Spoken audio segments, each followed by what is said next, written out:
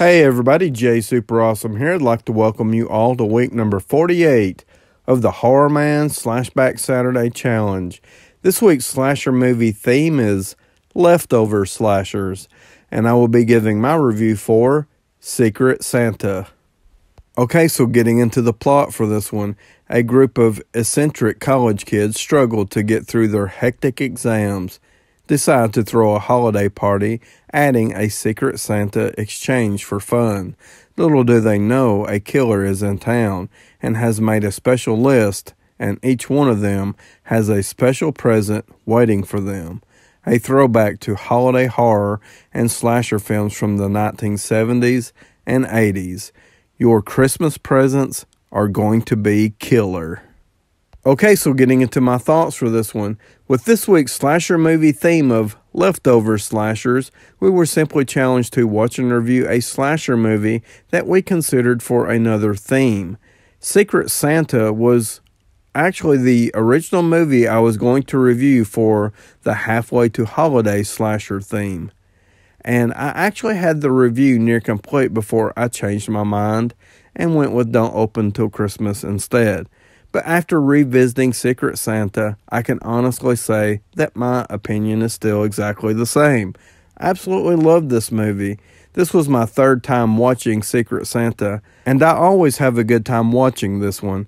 It is a low-budget slasher movie, but in my opinion, it does have everything you could possibly want in a holiday slasher movie. This movie has a fantastic setting. We have snow on the ground, and the house where most of the movie takes place has been decorated to celebrate Christmas. So the movie really does have good Christmas atmosphere.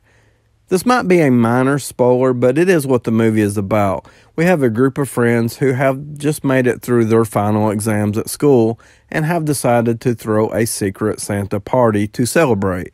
But before they can exchange gifts, a killer has swapped out the presents. Each gift is a murder weapon carefully thought out for the individual who will receive it, and then finally wrapped by the killer.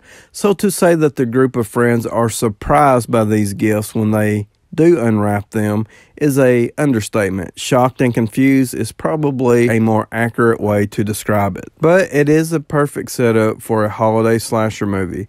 Something else I really liked about this movie was the score. So not only did this movie have a good setup with its storyline, it also had fantastic atmosphere, and the score was really great as well. It really does give this movie some personality, especially with the way it was shot and filmed. It was very reminiscent of something you might have heard from a low-budget slasher movie score from the 1970s and 1980s. So I thought they did a really good job with the score, especially during key moments throughout the movie. Great stuff. And of course we can't forget the Christmas carolers. Definitely something that helped add to the overall Christmas vibe that the movie was going for. The movie also has a great sense of humor, and with the way my personality is, I was perfectly able to connect and relate with the humor in this movie. Okay, so now I'm going to talk about the cast of characters we have in Secret Santa. And I have to say that I absolutely love the characters in this movie. They did a really good job with the character development for each person, and the dialogue was excellent. Of course, with me really enjoying the humor in the movie, it was really easy for me to connect with these characters and find them to be very likable. We have Nicole and Brian, who have a pretty unique relationship. Nicole has some student debt, so she has found a pretty unorthodox way of earning money that catches Brian by surprise. Brian is a likable enough guy, even though he's not the most loyal boyfriend to Nicole, but he's still pretty likable overall. We also have Dwayne, who is the life of the party and easily my favorite character in this movie. And then we have Carissa, who is this kind of moody, bitchy character, but the actress does such a great job with this character and pulls it off in a way that still makes her character very likable and definitely a standout in this movie. And then we have Olivia, who has secretly been seeing Professor Ramsey, and to a very awkward reception reveals their relationship at the Secret Santa Christmas party. There's this really funny moment with Professor Ramsey where everybody clears out of the room and it's that one moment he has been waiting for, and it's his opportunity, and who knows if he's going to get another opportunity. So he lifts his leg and lets a big one rip. It's so funny. It plays out to that awkward holiday moment where you have everybody crammed together into the same room, and you're just waiting patiently for that one opportunity to release all your troubles.